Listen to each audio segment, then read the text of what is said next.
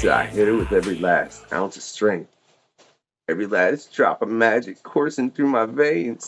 Because, ladies and gentlemen, it's a quest, yeah? And I am the unknown factor. This is the questionnaire. We're going to get into, quite a few things over here. Might be slightly coffin bound, yeah, and that's why we got Mike MacLean in the house. Hey, everybody. How you doing? Man. Glad to be here. Coffin Comics. Yeah, no, I fucked that up right off the bat. Coffin Comics. I don't know why. Like, I'm literally holding a Coffin comic in my hand, and I fucked it. And I'll be real honest, Mike, it's just because and we were discussing this right before we started, but I wish it was Chaos still. And I know, and yeah, but that's a whole story. If y'all want to look up, y'all can look it up real easy. Brian's gotten into it. It's not a problem to find out factually what happened. It's just, in part, kind of a sad story about a really crappy accountant, which, who would have thought? I got 2 points I got to make before we get into all kinds of other things. Because one, Mike, who would have thought an accountant dicks the comic book industry like that? Yeah, I don't know really what role the accountant played, but it just he unfortunately lost the rights to a lot of those Chaos characters. So the Chaos now seems like a shell of its former self. Than the chaos, the extreme, over the top chaos of the '90s that we all like and love. Yeah, I fully agree in that, man. I wish that something could be done to bring all those characters together again. I know I don't want to know what that would take and how many meetings and discussions between how many people, and even thinking about it makes my brain hurt a little bit. But I'll tell you what else made my brain hurt. Dude, who walked out on Men in Tights. Yeah, I think that's the only movie that I've ever walked out on and in my life. And it just wasn't, it was a little context. My friend and I were, I can't remember when that movie came out, but in the theater with us was a group of what I'm going to assume were a high school drama club who were really enjoying the movie and acting out parts during the movie, and I couldn't take it. That's the only movie I've ever walked out of. So wait, is it more the drama club or just the fact you didn't enjoy the film? I haven't gone back to watch it. Maybe I should give it another chance. I like Cary Elwes. I like the guy a lot. So maybe I'll give it another chance, but it left a real sour taste in my mouth, the whole experience. So I think we walked out of there and we caught the end of Jurassic Park because that was out at the same time. So we snuck into Jurassic Park and watched the rest of that again. I mean, just how can you not appreciate Mel Brooks? That's like... Hey, Blazing Saddles, amazing. I don't think Men in Tights holds a candle to Blazing Saddles, though. Come on. I mean...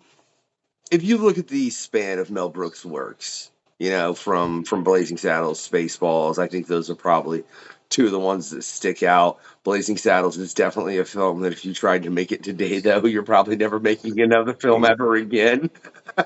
Yeah.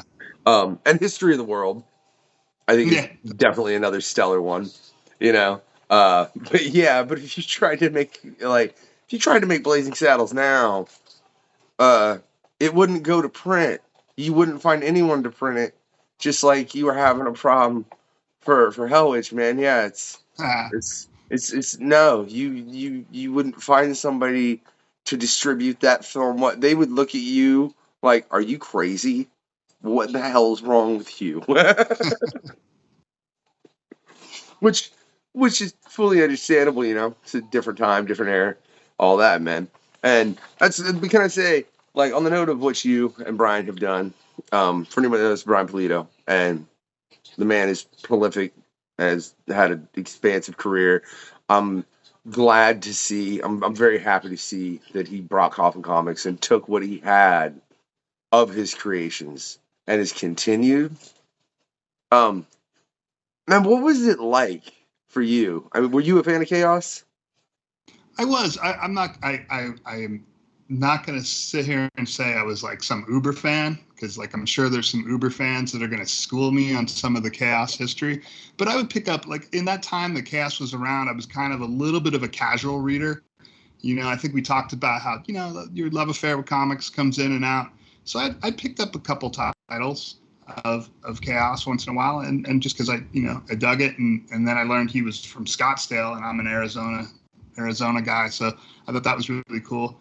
But yeah, I picked up, but I wasn't like, some of these themes are hardcore, so I can't hold a candle to them in terms of their hardcoreness on the Chaos comics. Yeah, I might be pretty bad in that. Like, I could go grab a poster of Lady Death and Evil Ernie. That's actually the only one I could find that it annoyed the, like, it kind of got on my nerves a little bit. Like, why is this the only poster I can find of these two? Because I'm married and it said unhappily ever after, and like, I'm like, this really isn't what I want. You know what I mean? It's not the message I'm trying to convey, as well as, yeah, I'm not gonna get into pulling my collection of comics that I have from Chaos, or I technically have a Ernie figure somewhere around here that's also from More Creations, which sadly is another company that no longer exists.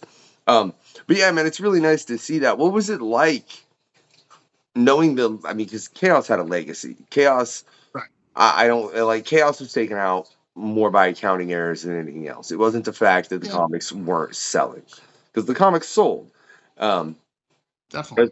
As far as everything I know. What was it like to get brought into Coffin Comics with Brian and to work on, especially Lady Death, a character who's got a history spanning 30 plus years at this point? Yeah, interesting. So one time an interviewer asked me, was it intimidating working with Brian? And I said no, but it was intimidating working on Lady Death, because I just feel like you really have a responsibility to live up to those expectations of the fans. And there's that long history that she has.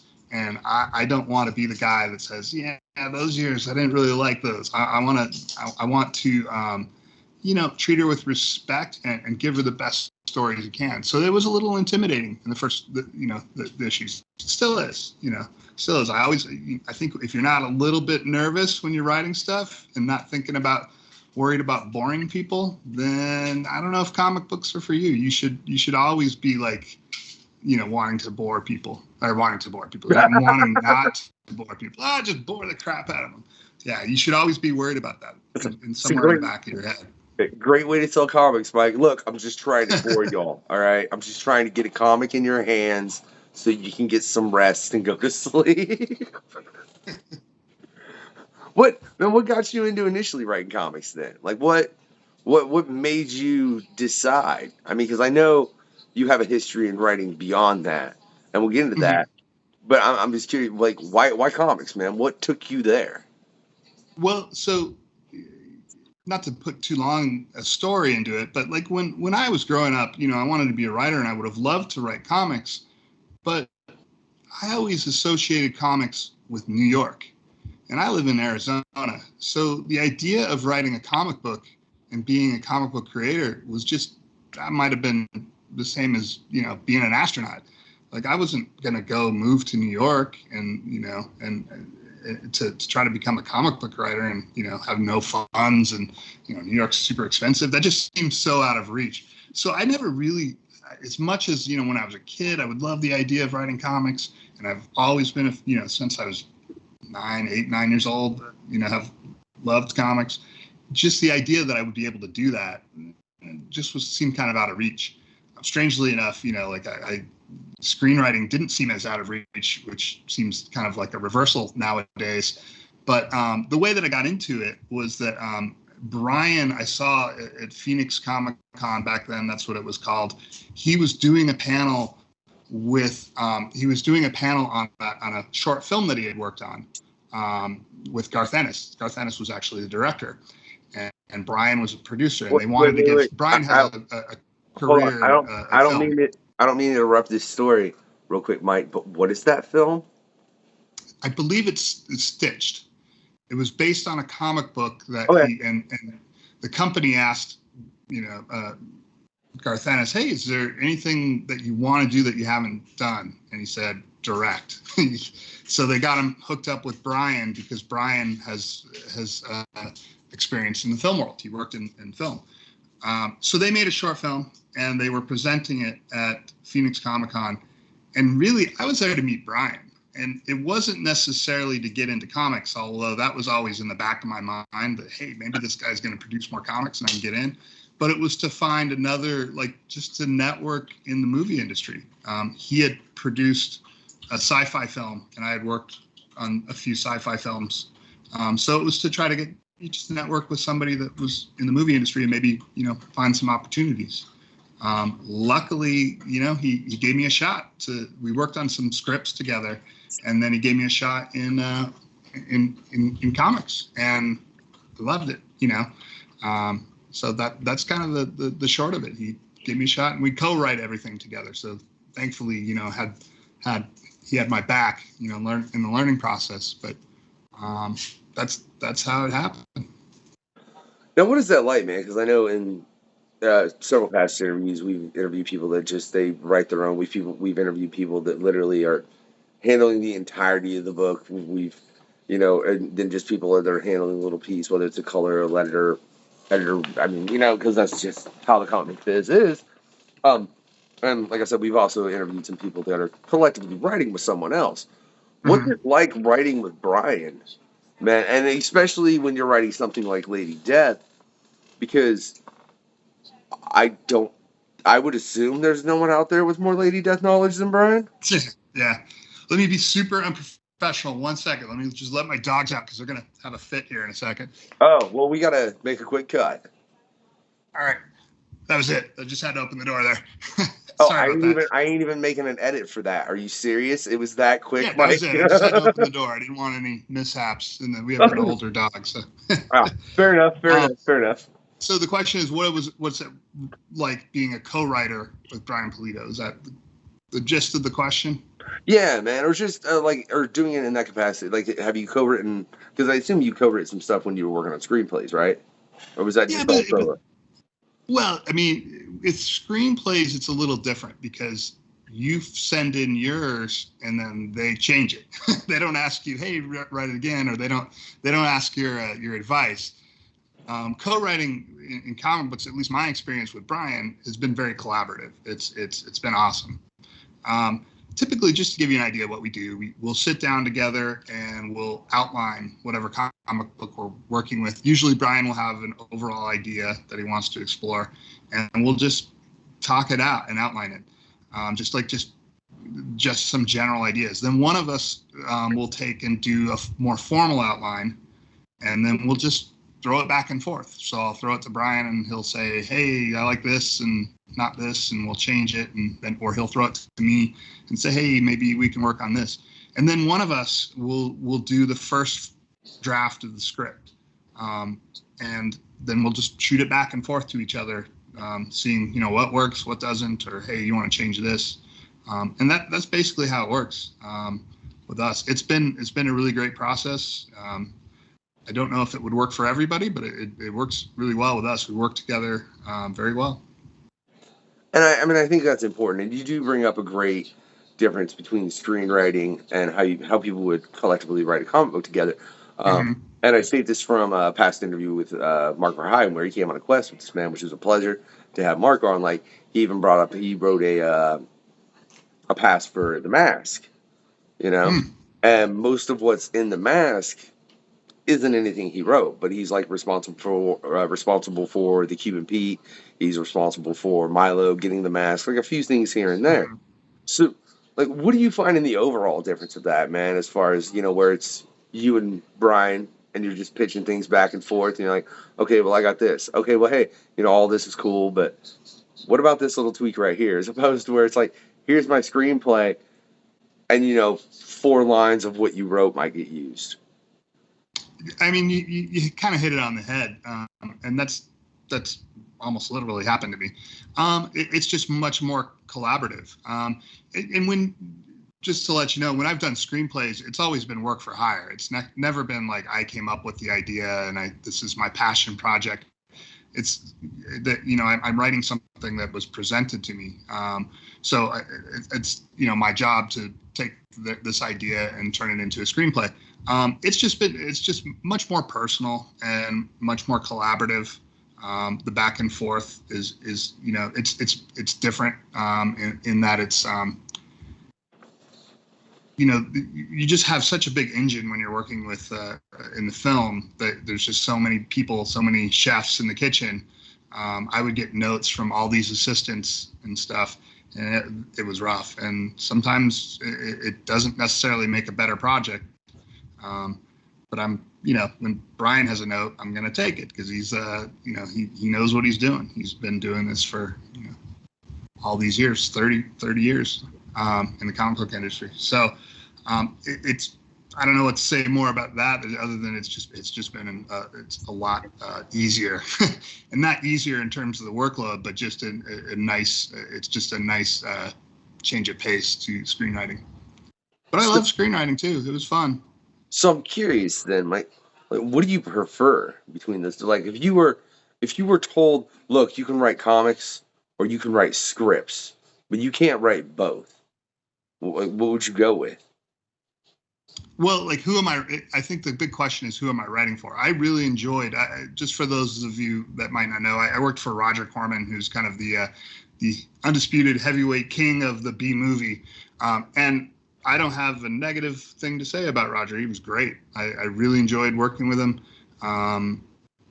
Like I said, nothing negative to say there. Working with Brian is different though, because he lives in Arizona, and it's, like I said, it's much more personal. We literally sit down together. I worked with Roger for years without meeting him. Literally, I would just have phone conversations with him. I've only met Roger once over a weekend, and I've written like 7-8 films for him. 7-8 screenplays for him, and I've only really met him once. Most of it's been over the phone. So it's just, like I said, much more personal. So my experience, I've liked both for different reasons.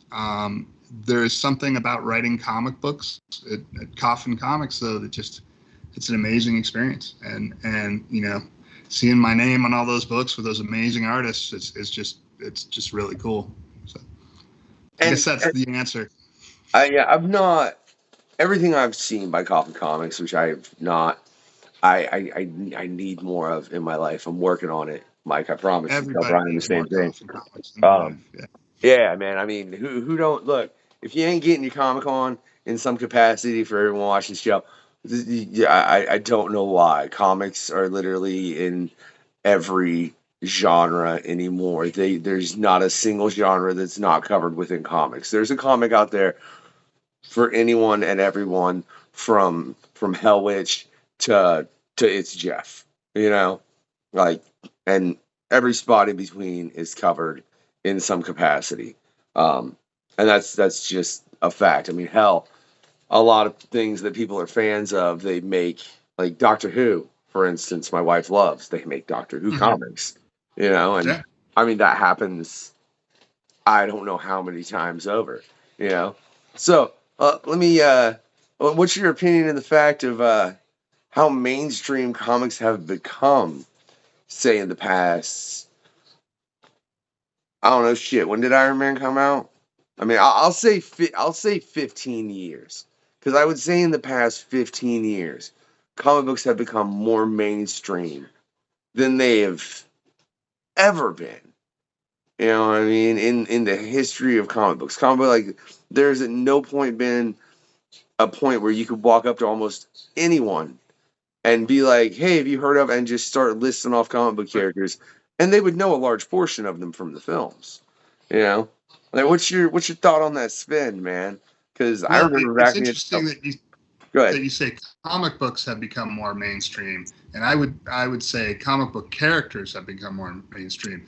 The comic sales in American comic books are way down to where they used to be. Like, I was around in the 90s, and man, the sales were amazing back then. Yeah, like, I mean, it's a very broad question. Like, what do I think of mainstream comics? I think it's true of just any generation. There's some really good ones out there, and there's some not so great ones. I don't really find myself drawn to a lot of mainstream current comics right now. Like, if somebody brings my attention to, like, hey, this, Thor run by, Cates was really good. Check out the first, for 7 issues. I'll check that out. But like, I don't follow, like, I'm not a collector where I'm going to get every issue of anything anymore of mainstream.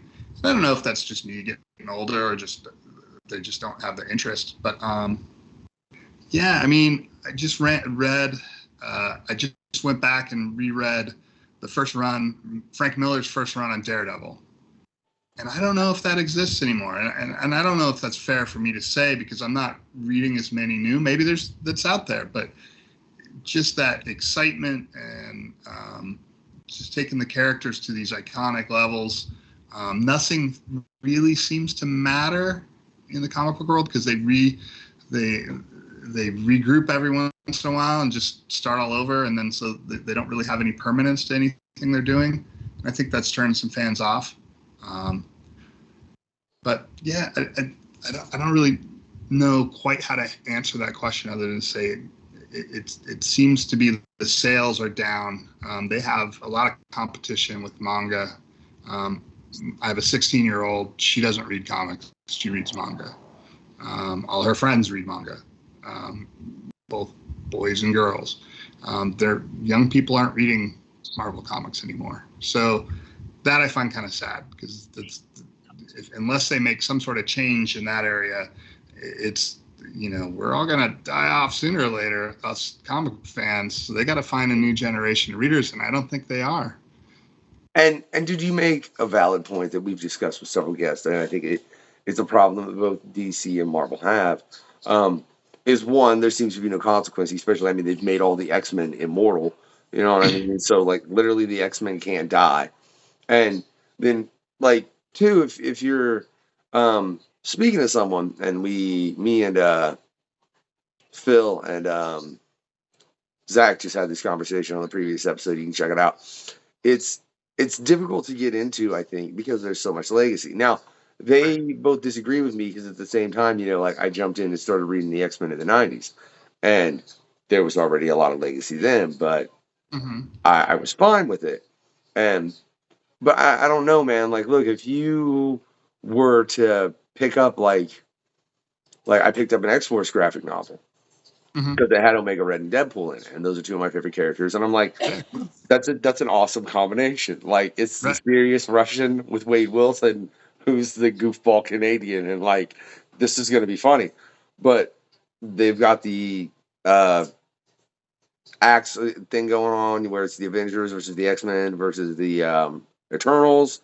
That's happening, as well as Croea, and they've all been made immortal. So there was just, like, without reading Powers of X and House of X, I believe it is, if memory serves me proper. I think it's Jonathan Hickman wrote them. Either that or Bendis. I'm not 1,000% on that because I haven't read them. I do intend to. It's one of a billion books I need to get and read because there's a ton of graphic novels I need to get from comics too. But without reading those, I think it makes it to where it's kind of convoluted. Where if you look at Coffin comics, or if you look at a ton of the stuff that Image does, it's way easier to just pick up and read, because you don't have that legacy so much, except with certain characters. Like if you're going into Spawn, there's a lot of legacy there. But I mean, there's a lot of characters that you can just pick up and read. It's way easier, I think, to get into because you don't have that legacy. What do you think is the spin around that, man? Because I mean, I think it's more the fact that you see, and it is sad, like you said, that the movies aren't driving the comic book sales. And I don't get it. Like, they should be going through the roof, right? They should have. Back when the movies were, smarter men than me can figure that out. I don't understand how that wasn't a driving force for this comic book sales. Well, you think somebody at Disney would have figured it out since they own Marvel, and I think it would be helpful. But in all sincerity, I don't know that they care as long as the comic books, because I've heard that they try to keep the comic books about 10 years ahead of the MCU. And all it is, as long as they have more stories to feed to the MCU, and those movies are making billions of dollars, Yeah. what does it really matter what the comic books make as long as they exist for the purpose of pulling the stories? I think that's it, and I think that's a really dangerous attitude, right? Because if when Marvel was a company in itself, then they had to make sales or they were going to shut down, right? But if they don't make sales at Disney, well, they got this huge corporate empire to support them. So I think that could be part of it. And I'm not being fair because I'll be honest, I haven't been reading a lot of current Marvel. I'll pick up things here or there, and I don't read a lot of current DC. So it's not really fair to me for me to make all these comments. That just seems like that's the general gist of it, though. That they're just not under the gun like they used to be. It's they have to find something, I think, to capture the interest of a little bit younger readers, and keep them collecting. Oh no, that's hard to do. Yeah, no, I fully agree with you, Mike. Because I mean, they're very like, what gun can you be under when you have the mouse standing behind you, going, "Look, I got their back." All right, you got the mouse. Like the Steamboat Mickey's supposed to be to where you can. It's a free use character. Watch Disney pull something to where it's not, even though it really, really should be, because they've already pulled something once before to where it already should have been, and it's literally called the Mouse Protection Act, if memory serves me proper. As far as making it to where Mickey is not a free to use character, because again, he should be, but it's Disney, and when you have that much money and that many different strings you can just pull on here and there and here and there, and what does it matter? And you've got, like I said, I mean, the Avengers films making what they're making. I wonder if that's why Warner Brothers is so concerned about pulling that same thing, so they don't so much have to concern themselves with DC sales. Could be. Yeah. I mean, it seems logical that, they have this big company behind them. Yeah. I mean, oh yeah, I mean it very much does, man. But like, because you're never gonna see a DC or Marvel comic on a Kickstarter. I absolutely promise you. If you did, I'd be like, what the hell is going on here? What? Why? Yeah, I don't know if that's. I don't know. Like someday you might. Who knows? Like, I mean, did you ever think you'd see Keanu Reeves on a Kickstarter and like with Boom Studios, a major company, and Dynamite does Kickstarters and Image does Kickstarters, and you never know. I mean, I don't. Yeah, I don't know how I feel about that, but are you sure? Are you Image actually runs Kickstarters now? Because I'm aware, like The Deadliest Bouquet, which is by Erica Schultz, was ran on a Kickstarter and then it got put out. But then Image actually picked the book up and started dropping it on a monthly basis. But that was after the Kickstarter completed. I know they reprinted Cyberforce on. They did a Kickstarter for that because I backed that. Okay, so Cyberforce they did a Kickstarter for, and then I'm sure, and that had the Image logo all over it. So I'm sure they're selling those now and under the Image banner. So they did that to do an omnibus for the earliest issues of Cyberforce. So they've done it, yeah. I totally remember that from when we had Matt Hawkins on, because they actually celebrated their 30th anniversary of Cyberforce not that long ago. Yeah, not that long ago at all. So I stand corrected, Mike. And I should have known that because I literally promoted it when it was happening. You do so many shows, man. It's. I could see where you become overwhelmed with all the knowledge you got. Look, man. I don't want to talk about the fact of how much crap I got to edit and the stuff I got coming up, and just it's a pleasure, though. I hope everybody's enjoying it. Everyone that we've had on the show has been nothing more than a pleasure, which is phenomenal. But I want to know, as far as since we're getting into crowdfunding, like you want to know the writing and crowdfunding comics should be different. I need you to elaborate, Mike. Okay. I'm not quite sure what you mean by that. All right. So comic books before they had the trades were episodic, right? Like you picked up an issue, you could pick up an issue of Spider-Man and they were episodic. You could understand the story front back. Sometimes they had a couple, 2-3 issue storyline, but most of the stories were one and done, or a couple and done. Then once they started producing trades, it seems like now people are more writing for the trades. And now you're getting comic books where you can pick up a 24-page comic book where not a lot happens. There's a lot of chatter. There's not a lot of action. I've seen those comic books. I've seen those done by, good writers too. So because they're not concerned, they're thinking about the trade. They're not concerned about losing a readership with that one issue because they know it's going to go to the trade. Well, when you are writing for a Kickstarter, a crowdfunded comic, you have to realize that, Coffin Comics is really good at turning over. We already have the information. We already have the pages done. Everything's ready to go. We just got to print. We print them. They come to us and we ship them out. So we're some of the fastest turnarounds in terms of crowdfunding comics. And real quick, not to interrupt you, Mike, but if y'all want to check out Coffin Comics and everything that they're doing, click that link in the description. Yes, thank you for that. I appreciate that. Oh. But you're still looking at a couple months before you get your comic. So you have to wait a couple months. Now you open that comic and you have to provide something that's going to be very satisfying in that individual read, yet leave them wanting more so they get your next issue. But the next issue is not coming out for months and months and months. In other crowdfunding, it might not come out for a year or 2 years. So you have to have something very satisfying within that single issue. Sure, you can have a continuing storyline. We do, definitely. But the individual issue has to be full of action, full of suspense, full of... You can't do this deconstructed storytelling where you're taking pages, people sitting in a coffee shop talking. It's just not satisfying for the reader who, quite frankly, they pay a little more for these comic books and they've waited a long time. And I don't think they're going to buy the next issue if you do that. So it's almost kind of like the old days where those episodic comics, they had to kind of stand on their own a little bit in order to get the reader to buy the next issue. But this is even more so because they're waiting months.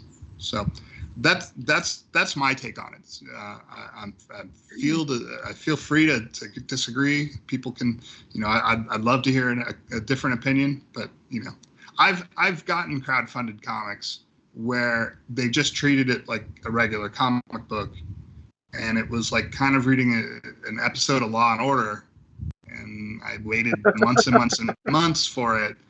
And then it was to be continued, and it wasn't really that satisfying. So now I got to wait another year for that to wrap up. So that's my take on it. You really have to give them something big in each story. I'm sorry. I just love it's like an episode of Law and Order. Because look, if there's one thing I don't want from my comic books, it's for them to feel like an episode of Law and Order. All right, that definitely would turn me off from whatever comic book that was. I'd be like, yeah, I'm good, and I'd set that aside and be annoyed that I'd paid for it in the first place.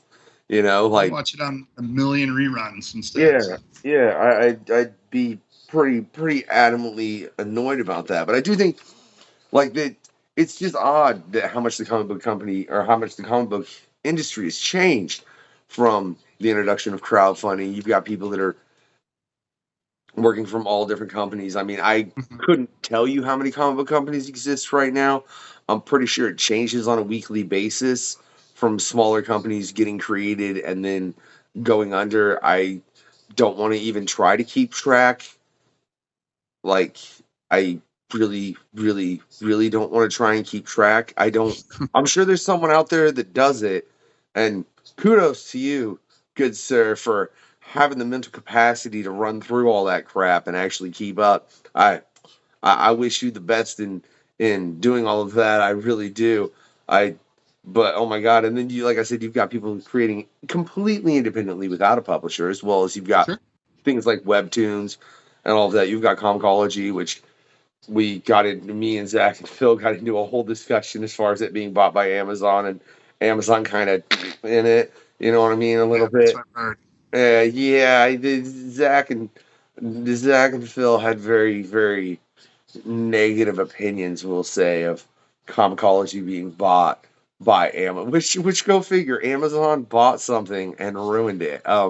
Hey, if you're watching this on Amazon, though, much love. You know, but it's just kind of sad, man. What do you think as far as? I mean, it was initially like I think back in the '90s. If you wanted to get comic books, you could get some off of Spinneret. Maybe there were some at Kroger or Walmart or whatever, but even that was minimal. It was pretty much just Marvel and DC. As opposed to now, they're everywhere, but at the same time, it seems like they're nowhere but comic book shops. You know what I mean? Yeah. Unless you go online.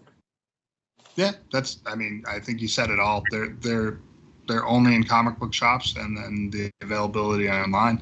I don't know of any. I've never seen a comic. I mean, I guess in Walmart I've heard that they tried selling packages of comics, and that might have been a while ago. But like other than, I don't know how successful they were.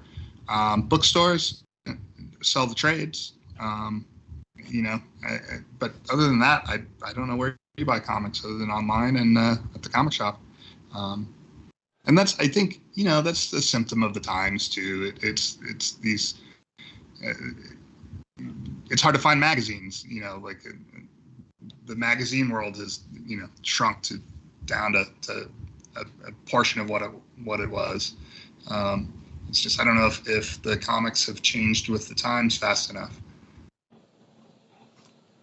And I mean, it is true the same thing you say about magazines. I mean, because I get cartoons from my boy because he's a huge fan, and I mean, it's very comic book-esque as well. I don't know. There's still printed cartoons. Yeah, man. We actually just had Jason on, who's one of the artists from it. It was a pleasure. You should be able to check out that past episode. But I mean, it's my boy's. It's my boy loves cars, so it's kind of like I'm kind of using that because I hope he gets into reading them because I don't know how parents don't understand. Look, comic books promote literacy. They really, really do, and manga as well. And as far as the whole manga comic book debate, there's part of me that doesn't even get that because manga is the Japanese word for comic. Yeah. They're the same damn thing. They really, really are. Just one comes from Japan. What's the big deal, right? But let's get to that conversation, man. Why do you think it is that manga has become so big in the States, where there's been such a drop off of comic book sales? And do you think there's something that the industry could do to capitalize on the manga industry?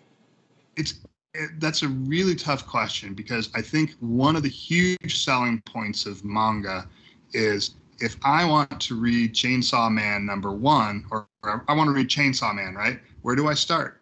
Oh, there's #1 over there. And, there's all these manga series where they have #1 to #30. It's done. The story's told. So they're not asking you for a lifetime commitment like comic books are, right? So you could pick up #1, but if you tell somebody, "Hey, I want to read Daredevil," where do you start? Where do you start with Daredevil? You start with Frank Miller. I agree. I mean, but I was just saying. Yeah, if you told me X-Men, I'd tell you start with Chris Claremont's run. If you like, Chris Claremont with Jim Lee, Chris Claremont with John Romita Jr., with Silvestri. The first one he did, and just start there and go forward. Yeah. I mean, let's face it. He worked with phenomenal artists throughout his entire run of writing the X-Men. Right. And I think, and then you could just go, and I think that's a great starting point. I could do that with a couple other people as well. But what you just described takes inside knowledge. If you're in a bookstore, you don't have that inside knowledge. You need to ask somebody, and everybody's going to tell you something different. Our favorite might be Chris Claremont. Somebody who grew up, later might have liked blank. So I think that is a huge portion of why manga is doing so well, because it's much more easily accessible. if you look at the manga shelves in a bookstore, it's so much more welcoming than the shelves of graphic novels, because it's like, okay, here's Chainsaw Man. All the covers are about the same. All the issues are the same height. And then the next issue, the next manga, all those issues look the same and are the same height. It's very easy to find. But if you want to find the Punisher, that might be a lot harder. And you make a valid point that I'm going to illustrate real quickly, right? For everyone watching. Because, you go and say you wanted to read Deadpool, right? And you, as I knock over Deadpool, and you want to go get the graphic novel, here's 3 totally different size graphic novels. Right. So they don't even look like they were published by the same publishing company, right? I mean, unless you're looking at the side of them, yeah. But yeah, but I mean, if you're looking at it like this, yeah, no, they look like they. I mean, that's definitely true, because the covers are so different as far as this. But if you want to read Deadpool, start with this. Okay. Because I mean, that's his origin, where he started in his first original run. But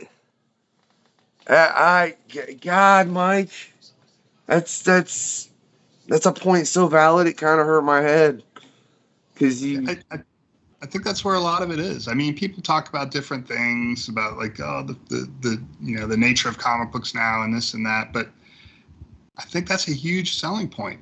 Here's number 1. Go right there. They're just more accessible.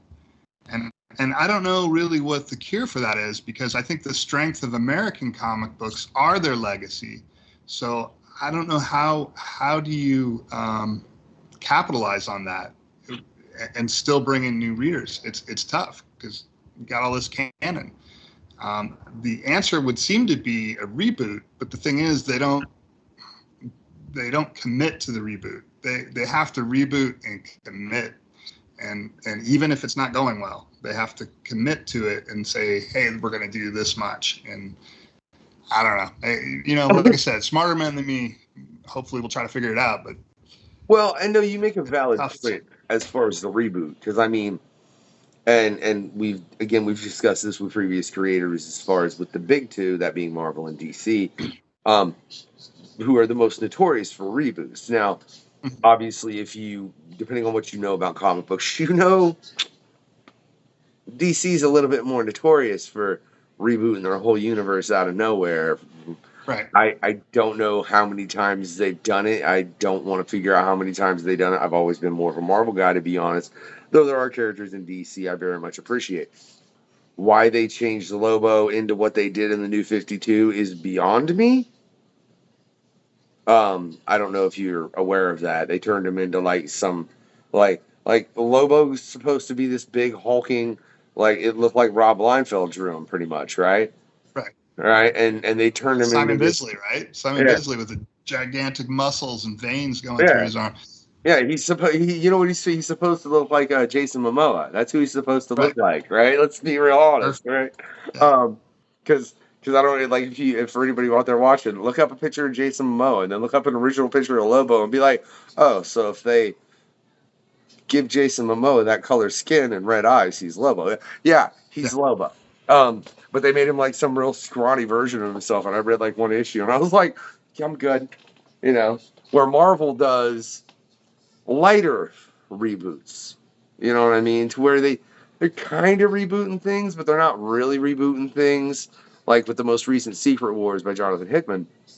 To where, I mean, there was a lot of things that switched, but in the long run, it went pretty close to the status quo of what the Marvel Universe was. And I think that's why Marvel has a better legacy, in my opinion, where DC has a tendency to dick with their legacy so much that part of it becomes null and void. Mm-hmm. Yeah, I mean, I think that's a condition of American comics anyways, that it doesn't seem like there's too many stakes, because Batman's not really going to die, just like Superman didn't really die in the 90s. We all know, like, everybody, I don't know how we thought he would, but pretty much all the comic book people knew he wasn't going to die. It was the normies coming in and buying, 20 issues of Death of Superman. But I think that there's not really any stakes, and that could be a selling point for manga too. Like if somebody dies in a manga and it's a limited series, they're gone, and so things have consequences. But yeah, that's a good point with the reboots. It's just it's hard to commit to something when you think they're just going to restart it again, so. See, and that's just, and look, this is, I'll tell you, as far as the selling comics, I think that one thing, if it became more public knowledge, would help sell more comics, is I don't think people realize how much comic book material they've consumed in film. Yeah, I can't remember what question it was that we were having this conversation. Yeah, no, I don't remember. There's been too damn many questions we went on over here. But like, how many people you think watched The Crow, right, and realized it was a comic book movie? Yeah, that's true. That's right? True. I don't know. Like I think a lot of them didn't. Right? They probably thought it was a brand new thing, or even things like, I don't know, like what was that movie, The Losers, or even like My Friend Dahmer. Like movies like that. They were original graphic novels before they became movies. Like they had no clue. Yeah. iZombie, for that matter. I mean, iZombie, Two Guns by Walking Stephen Grant. I think people realize with The Walking Dead, in all honesty, for the largest just because that was such a juggernaut. Yeah, only because it became so big that it created a universe that never even existed in the comics.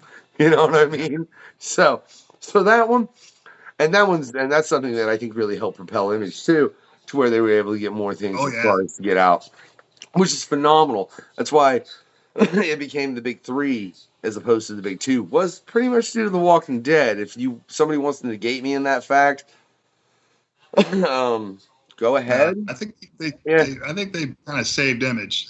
I think Kirkman saved Image with that book. It was a huge seller. Oh yeah. But I mean, I think if people realized that how much they'd consumed, like I said, from The Crow, like I guarantee there were a ton of people that when they initially went and seen Blade, which yes, phenomenal film, Mike. I agree. Like I literally, like, I seen it once and I was like, yeah, I need that on DVD when it comes out, and just went into the stores, like, pre-order me that DVD. I want it, like, because it was good. Now, mind you, I ordered it being like, holy shit, this is Blade, right? Yeah, they made a Blade movie. Like that's where they're gonna start out with the new, like, make a Marvel comic movies, is Blade, and it's Wesley Snipes, right? Perfect. But I know there are so many people that seen that, and I didn't know Blade was a character from Marvel Comics. But it definitely helped launch it. How do you think? I mean, there's a question for you. How do you think that we make it to where people are aware of how much of what they consume is based on comic books? So therefore, maybe you should read the source material. Like, I know for a fact when Game of Thrones came out, the book sales increased. Right. Yeah, I don't know. Like, I think it goes back to that accessibility. Like, see the movie, hey, I want to read the Avengers now. All right, which one? And then the Avengers from the movie don't look like the Avengers in this current issue of the Avengers, or the X-Men don't look like the X-Men in the movie. They're not the same characters, right? So they're not getting in, they're not finding, hey, I bought this to get, Iron Man and Thor and Hulk, and these aren't the same guys that are in the movie. So I don't know. That's a tough question. I don't understand how that didn't propel sales, because, like you said, like any movie, even a bad movie based on a novel, tends to punch up the sales of that novel. So they figured that out with in the publishing world. I don't know why it doesn't work with Marvel Comics. They should be selling tons after those movies. After Endgames, there should be like tons of kids with Marvel Comics. But they got the backpacks, they got the T-shirts, they got the toys. I mean, I guess that does help though, because I bought this shirt in Walmart, right? Mm-hmm. And The fact that I can go into Walmart and find a Black Panther shirt, a Deadpool shirt. I mean, Captain America and Spider-Man, that doesn't so much surprise me, right? Right. Fair enough. There are certain characters that are larger characters that I'm like, okay. There are other characters that I'm like, holy hell, I can buy this in Walmart. This blows my mind a little bit. And I think you're right, it does have a lot to do with like sincerely, where would you tell somebody to start off in the Avengers? Mm-hmm. If they were like, I love the Avengers movie. Like I loved all the Avengers films. Where can I start off reading the Avengers? Yeah, I don't know. Like reprint the old ones, and and as much as we might love them, the writing on some of those sometimes is a little dated, so it might not gel with modern audiences as much. But I don't know. But where do you tell them? Where do they start? See, but can I say at the same time you bring up manga and there being like a 1 through whatever. There are comic book series that I think that applies to. One of them being one you brought up, like Preacher, which it upsets me that did not go further as far as the TV series. I wanted to see them get to the end of the comic. I think it would have been awesome for them to get to because everything that like I'm a huge fan of Garth Ennis. I can't lie. There's not a piece of Garth Ennis's work that I've ever read that I wasn't like, this would be phenomenal as a TV or an animated movie or something, except Cross. Look, you leave Cross a comic book. You don't. You don't translate that into anything else. If y'all want to consume it, go fucking read it. Don't let kids hear that. The funny thing is when we were talking about the first time I met Brian earlier, and it was with the panel with Garth Ennis, and he was selling Crossed. And I was in line. I hadn't heard of Crossed, and so I bought the graphic novel. I was in line to get it signed, and there were like 12-year-old girls in line with this. And after I read it, I'm like, look, man, I write dark stuff. I write Lady Death and Hell Witch. I don't want my kids reading this though. Cross is probably one of the most disturbing comic. It's the most disturbing comic I ever read. It's up there with American Psycho level of disturbing. I found. So. Yeah, I would have to, and I've had the privilege of meeting Garth Ennis. I mean, hell, it was when I was 15 at like Wizard World, and I was getting like, I think like a issue 1 of The Darkness and The Punisher and a couple other things signed. Yeah. That he worked on that weren't near as dark as Crossed. I mean, they were pretty dark, but Crossed is it's the darkest comic I've ever read. I would compare it, if we're going to compare it to a film, no, I would say a Serbian film. Have you ever seen that, Mike? No, I've heard of it. Okay. And I'm deciding not. I don't need to see that. Don't watch it, man. I used to run a horror movie review show, and one of the guests was like, we're going to watch this. And I was halfway through it going, why can't I turn this off? Why do we have to review this fucking film? Why can't I don't want to watch the rest of this. This is the most atrocious crap I've ever seen in my life. Look, I would rather sit and watch every Punisher film in order for a whole day than watch a Serbian film one more time. But here's what I would say about the Crossed.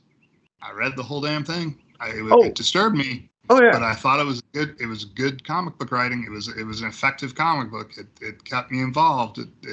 I wouldn't want my kids reading it, but it was I wouldn't want to live in that world for very long. I wouldn't buy issue 2 or the second graphic novel. Excuse me.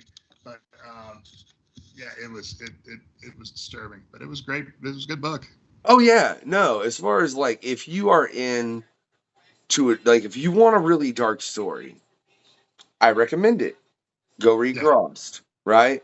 I just don't want to see that as an animated film or a live action film or anything else. Like, look, if you want to option some of Garth Ennis' work, that's fine. Pick something else. He's written plenty of phenomenal material. Just you leave that as a comic book. And it's funny because I think that's literally the only comic book I've ever read where I would say that, right? But I don't know. I haven't read Hell Witch yet. So it makes me Yeah. kind of curious. Like, you think that would like what would they? You think you could pull that off in a film? No, no, you couldn't. I mean, no, it would be a very hard R, which I don't know. Like that would be, yeah. Hell Witch is it's yeah. It's not for everybody. It's a lot of sex and violence, demonic sex and violence. But I would say, as much as I say that, I'm proud of that book. If you read the first issue, I've had people say, "Hey, this is my favorite Coffin comics," and not just because of the gratuitous sex and violence. So there's a good story underneath it, but yeah, it's not for everybody. I mean, I'm a fan of Garth Ennis and Doug Wagner, and everything I've read as far as by you and Brian, I've been a fan of. And now I'm like, I guess I need some Hell Witch in my life, you know. But I mean, Try it. yeah, Try a little Hell Witch. Go for I assure chapter you, 1. yeah, I assure you, Mike, I will be, man. I'm gonna. Every time I do a show, I end up having to hit up Dave. Like, that's fine. That's fine. He hosts this month in comics with me, as well as that's my comic book dealer. He lines me up, you know. Right. Every time I do a show, I'm like, hey man, can you get me this? Can you give me the? Yeah, it's getting expensive. All right. Yeah. That's all it boils down to, man. But I mean, it's every time I do that, I'm not disappointed. You know, I can't think of a time that I have been. I mean, it's also because I know my tastes, which I think is something that's very important. And I think maybe that's part of the problem is you've got people that have seen these mega blockbuster films as Mhm. far as, and then they go into a comic book store and maybe they just go and pick something out and they don't talk to somebody. So just for any look, if it's your first time in the comic book store, find the clerk there that's the Dave of the store. And I say that Right. like because if you go to Comic Book University, you walk up to Dave, you tell Dave what you're into. He'll point you to something you're a fan of, whether it's by Marvel, Image, Boom, Dynamite, DC. He he can point you to something, you know, and 99% of the time you're gonna enjoy it as long as you have a proper conversation with him first. Sure. I think that's the important thing, man. And what do you think? I think that's been lost a lot, man, because there's 1-800 comic book, which let's face it, if you're not in this you don't know what that is. You know what I mean? You don't know that number to call. How do you get it to where you're able to guide the masses to the more specifics, you know? Because I don't know because I think the masses find the comics at Barnes and Noble in the trade paperbacks. I don't think the masses are going to the comic book shop, right? So if they are driven to, hey, I want to read, I want to read Batman now that I saw the movie, they're going to go to their Barnes and Noble or their whatever their local bookstore that's still around if there's one, and look them in the graphic novel section. And when they do that, they become overwhelmed because you got all these different graphic novels of different sizes, like gigantic ones and smaller ones, and you don't know where to start. So yeah, I think it goes back to that. But and you don't have a curator like your friend Dave there at the Barnes and Noble. I mean, maybe go to the bookseller. Maybe they might know comics, but there's a good chance they won't. Yeah, I mean yeah, I would guess they won't. yeah. If you go to a Barnes and Noble and you run into somebody that has a tenth of the comic book knowledge of Dave at Comic Book U, I'd be amazed. I'd be like, Yeah. "What? Did Rob fire Dave, and did he have to go to work at Barnes and Noble? Like, what happened here?" That would be my sincere question in it. Yeah. 'Cause, yeah, you just And that's probably the problem, right? If you want to go collect comics now and you're a newbie, you have to put effort into it, and it shouldn't be, you shouldn't have to put effort. It should be effortless. You should be able to grab this. This looks good. But and it's when just we when I was talking to Zach and Phil on our previous episode, man, they said their point was, if you want to get into it, you'll find a way to get into it. Like that's because true. like if someone wants to get into like Magic the Gathering or like D&D or something like that, like again, I think you come across the same issue. Like where do you like if I was just to be like I'm gonna start playing Magic the Gathering, I'd probably walk up to it and then be like, never mind, this is fuckery. Right. I'm out. I love your choice of favorite word, by the way. I swear, almost everybody's favorite word has been some version of the word fuck. Like I literally, I'd have to go through all the questionnaires, but and it's because I'll tell you why. It's the most just diverse word in the English language. No other word has the usage of that single word. Yet we shun Yeah, it, and I don't get why, but that's a whole different note. Um, yeah, yeah. So I get that point, man. But again, that's because like uh, trading card games now because they're not collectible card games. Apparently, they changed that at some point. I don't know when the hell that happened, but they're just never my thing, you know. So it's mhm. not something I would put myself into. But I guess if you get yourself to a point where you really wanted to get into that, but still, it's a lot of time to dedicate to figure out Yeah, to reach all the way back to the what was it, the Black Lotus, I think. yeah. I don't know I think that was like it. for Magic. Yeah, for Magic the Gathering. I remember my brother played that crap like really, really heavy. That's the only reason I know that card is because it was like the most valuable card at a point, and apparently it was like Oh, a yeah, game I think I breaker. heard about that. Like Yeah, an NPR, like it was just a crazy amount of money that you could find one for. yeah, yeah. And I mean that was like in the original Magic the Gathering set, but it was also like a set of card that like if you played it, it was almost an instant game ender. You know, and so you have to get into all that depth of knowledge, and I think you do have the very much same thing in comic books, man. But at the same time, I think people don't understand that there are comic books you can jump into instantly, but it goes back to the point you made of the fact that how the hell do you know what those are? How do you Right. know to grab the plush or just start at Crossed One or grab Preacher or grab the beginning of Lady Death and you're good. You can just read them and it's not the legacy if you just want to go try and read the Avengers, which ends up as 10 different damn books. You know, Right. like I don't know how to. Oh my, that's you bring up some annoying points, man. I just want to Sorry. clear that out. All right, why you gotta? All right, I do love though that one of your favorite films is RoboCop, and man, I'm Yeah. gonna. I was looking through you. You worked on RoboCop and Terminator, right? Right. I worked on it. Is that what you're saying? No, I was a kid when those movies came out. No. I mean the shit. Was that Phil? Jeez, bro, I've had too Are many you talking about the guests. comic books? Yeah. No. I've exclusively worked for Coffin comics. All right. So But a friend of mine wrote I think wrote a RoboCop comic. But yeah, shit, I think I'm thinking of Zach. My apologies. In the no, no past two problem. days, I have done a lot of research over several different people, and this interview technically, had it happened when it was supposed to, already would have been released a while ago. Oh, that's right. Yeah, that was a while you ago. know, but but Mike had to go and get an ear infection, right? Right? Yeah, my Yeah, eardrum ruptured. yeah. Lost hearing out of my left ear. Jesus, you doing all right now though? It's better. I don't know if it's like I don't know if the ringing is less or I've just gotten used to it. So I think it's better. I'm gonna find out hopefully soon. Call you Archer with a case of tinnitus. But to flip it, man, I'm curious. So you completely work on Cotton Comics. What would you do if you were approached by Marvel or DC to write something?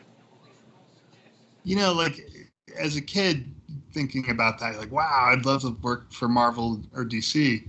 And of course, I would do it for the experience, but I have no preconceptions that it would be this amazing experience that I don't already have. I work with an amazing creator for a company that treats me really well. They become my friends. They love comics. They're doing comics because they want to do comics, not because they want to try to work into becoming a movie maker. Um, it's the I can't imagine that the experience would be better than what I'm getting now. Would I do it? Sure, I'd just to get the experience of doing it. But I have no. It's not like now I can scratch this off my bucket list. Okay, firstly, and can I say you work with phenomenal artists, man. I mean, like look at this art, Diego Bernard is yeah, the interior artist of Lady Death, and he is. I'm biased, but I think he's one of the best sequential artists working out there right now. If you like the kind of 90s-esque style, big action, in your face kind of art, he is amazing. He's amazing, and he's fast, and he's good. And then for La Muerta, we have Joel Gomez. Diego does Lady Death and Hell Witch. Joel Gomez does La Muerta, and he does these amazing, very gritty, dark images that are just perfect for the book, and just an amazing guy in his own right. So really enjoy working with him. He's perfect for La Muerta. So I am very fortunate. And you just brought up, there's been 3 names mentioned. Well, I mean, technically more than 3 names mentioned in this interview that I definitely intend to get on a future quest. That being both of those artists, as well as I'd love to see Brian on, as well as, I can't lie, I'd love to have Garth on and pick his brain. That might get a little demented, though, but that might get a little demented with Brian, let's be real honest. But you made a point that I find very interesting. Was brought up another past quester who obviously is a little demented because you don't write things like plus plastic and vinyl if you're not a little. But I love Doug. I love Doug Wagner, and much love to him, man. Make sure you check out this past episode as well as the PanCon he was on, where we're talking about how the comics got too dark. But the point you brought up that we discussed with him on his first quest was, you really see people making comics just to have films made? Yeah. I mean, I think that there is a community of people that are into comics, and they use them as vehicles, hopefully, to make a film of them. And I don't really necessarily have a problem with that, but you aren't completely taking advantage of the medium. So, for example, my comic La Muerta, that would work out as a live action flick. It's more earthbound. Lady Death is, and if you want to give us a lot of money to make it, yeah, but it completely takes advantage of the medium, right? It's so over the top. If you want hell, you got a hellscape. If you want, these giant demons blocking out the sun in a swarm of like these insect demons, we could do that. It's stuff that you're not limited by any sort of budget. So Lady Death, I think, is the most comic booky comic in the world, because it would be difficult to make. It totally takes advantage of the medium. That being said, if there's any producers out there that want to, contact Brian. Hey, yeah, look, if you want to make a Lady Death film, yeah, right, go for it. I'm down. But I do think it shares that issue. The only comic I could think of that would probably be just as expensive would be Saga, because I don't know, like, that's another one I think that would be very, very expensive to make because of the different landscapes you have and all of the different characters. Like, and Lady Death, I wouldn't even want to know what you would need budget wise. You would have to have an Avengers Endgame budget to make a Lady Death film, I would assume. Yeah, well, and I would bet as much money as I have that Vaughn, the writer of Saga, wasn't thinking about making that into a movie. Oh, no. Yeah. He was thinking of making that into a comic book because that's what he wanted to do. But I do think that there are probably some people out there that see the comic book as a vehicle to hopefully make it into the movies. Now, there's some people that do it really well. Mark Miller, like I love his stuff, but and his can translate into film pretty well. But I don't know if everybody's doing it as well as he is. But I think that has to do. I mean, Mark Miller, that's somebody who was writing comic books long before he started writing comic books for film, I think. Right. You know what I mean? Like, he was very, very knowledgeable about that, because it's funny you bring him up, because I'm actually in the middle of Super Crooks from Netflix. Like, I'm actually literally in the middle of watching it. And then Dave just brought in Ambassadors, which I I can't decide if I want to wait for the graphic novel or not. Like I'm like tempted on it. It's kind of annoying. Um, yeah. So I think that's someone who's developed that skill Right. from his time. I think it's odd to see people that are like, "Oh, I'm just going to take this screenplay and make it a comic." I think in them doing that, I think you lose a lot. And I also think it does something negative to the comic book medium as a whole. You know, like if your whole intent is just to make a film and that's all you really care about, and you don't care about the actual comic book, just go do it as a film and leave the comic book Yeah. industry alone if you don't have love for the actual industry that you're trying to put it into. And I'm sure somebody just got really mad at me for saying that. Like screw you, dude, I'll make this into a film any way I can, blah blah blah blah. Well, I'm telling you, you're going about it the wrong way, because this is something Doug said. Most of the people that you see that are doing that, you can know that that's what they're trying to do. They're not trying to embrace the medium that they're in. Right. They're trying to push it to a different medium via using this ostensibly as a pitch to Hollywood. Right.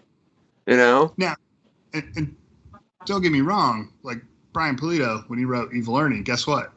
That was a screenplay that turned into a comic book. But Brian had the absolute love and adoration of comic books. He was a long-time comic book fan. So when he decided, hey, I'm going to do this on my own and make it into a comic book, he brought that with him, that love of comic books. La Muerta, our vigilante story, was originally a screenplay. But yet again, both Brian and I come from a long history of loving comic books. Loved comic books since I was 9 years old. And I want to make the best. I'm not worried about making the best movie. I'm worried about making the best comic book that I can. So you can do it, but your intention, it all has to do with your intentions. Is this only a device to get you to a movie deal, or are you passionate about making the best comic book you can make? I just Evil Ernie was originally just supposed to be a film. How much would that son of a bitch cost? Like, are you, I don't know, but he had offers. He had people that were going to buy it, and he turned them down because they didn't have his vision.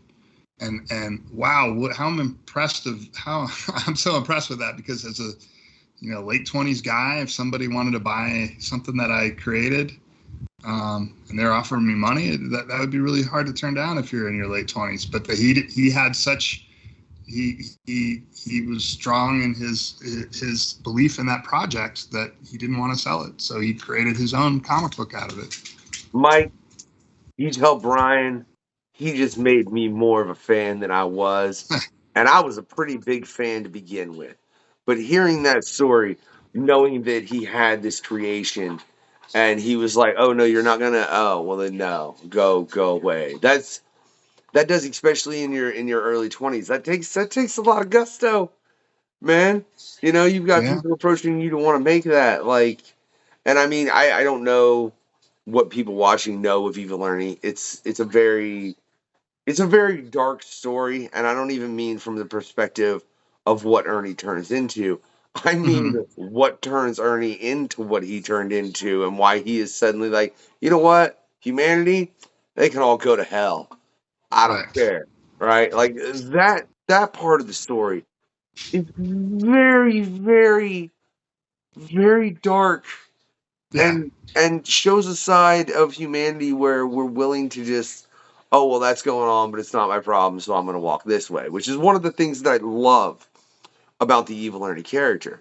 you know and But he what made it approachable by adding all that humor and the dark humor that he has. I think that kind of oh that yeah, made it more palatable. So yeah. oh no, I can't. And that's one of the things, like, and that's why honestly Deadpool and Evil Ernie are Yeah. top of the list for me, and they both share that same kind of real tragic backstory. Mm-hmm. But they're like, we're gonna handle it with comedy, because elsewise I'm just gonna shoot you in the face. You understand me? Who? You and you and you and you and you and you. Everyone in this room. I'm gonna shoot you all in this face if I'm not funny.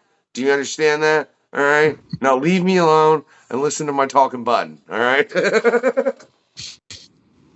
It it did. It works. I don't know, man. That there's this part of me that's like, I'd love to see an Evil Ernie film, but I don't really want to now because it wouldn't be handled by the person it should be handled by, that being Brian. Right. And I'm so afraid they'd dick it up, and I'd be like, this is trash. This is straight up trash, man. And I think that's a problem with a lot of things getting turned over to Hollywood and the comic industry, though. You see them become more convoluted than they should have. I mean, the MCU's done a great job as far as taking an entire universe and doing what they've done, but I think it's because they're working with the actual creators of the comics. But so many times you see it to where they don't work with the person that made the comics. They just buy the rights and often run with it. Right. You know? I don't even know what my question is here, Mike. I just don't want to see it happen anymore. Yeah. I really, really don't, man. It's just kind of sad, like, cause I'm pretty positive if Lady Death ever gets optioned, hopefully you and Brian will be heavily involved in that. I think Brian would make sure that he's heavily involved. That's his lady. So I can tell you without giving you details. In the past, people have approached him about making it, and he's turned them down.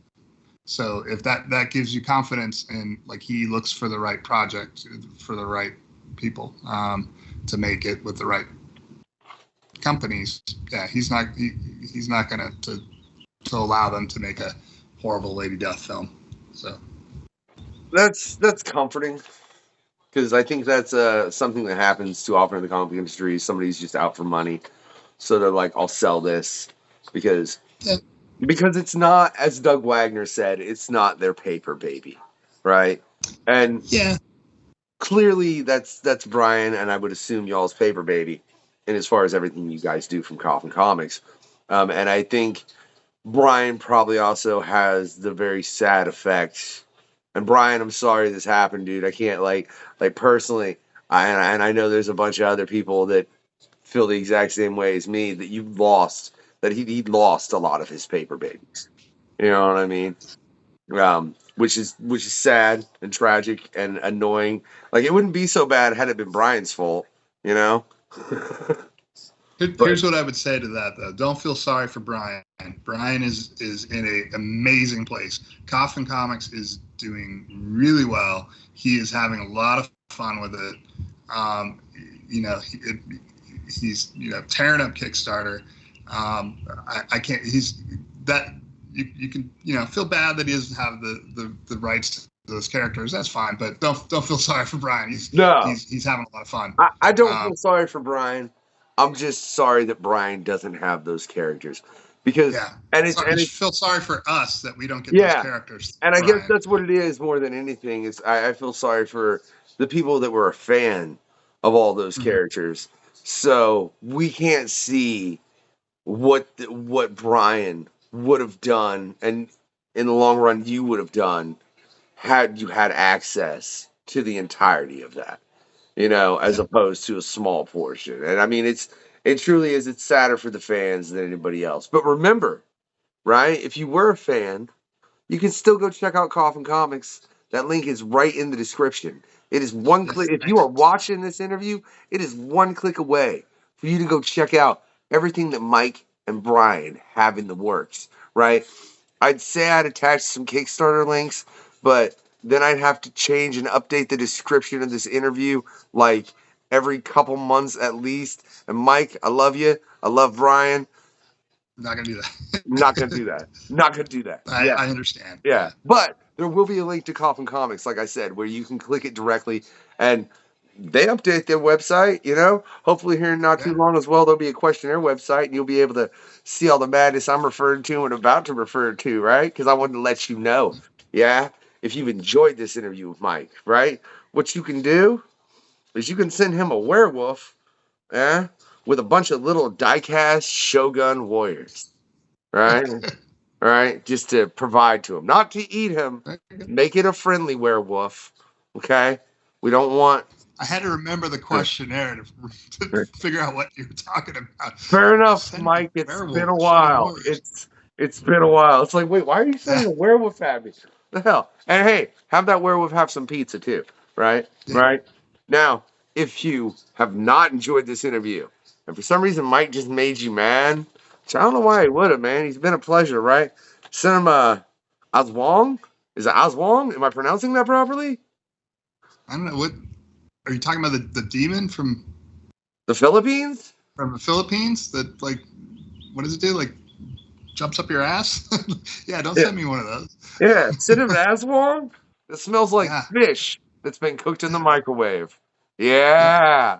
And that will be terrible. It really will. But again, check all the links in the description, ladies and gentlemen, and make sure you check out Coffin Comics.